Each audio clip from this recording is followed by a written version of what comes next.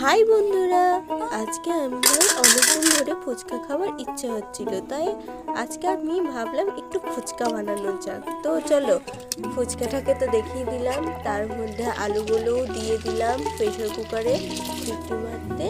এবার ফুচকাগুলো এক এক করে ভেজে নিলাম। দেখো আমার ভাজা কমপ্লিট। এরপর আলুগুলো গরম গরম আলুগুলো তুলে নিলাম।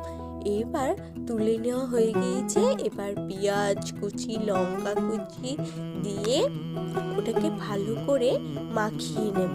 আলুটাকে মাখানো হয়ে গেছে। সামান্য স্বাদ মতো লবণ, খানিক মশলা, আবারও খানিক দিয়ে দিচ্ছি পেঁয়াজ এবং লঙ্কা কুচি।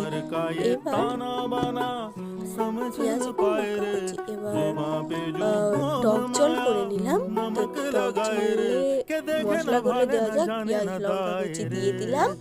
এবার খানিক স্বাদ মতো লবণ, স্বাদ মতো মশলা দিয়ে দিলাম। আমার ফুচকা রেডি।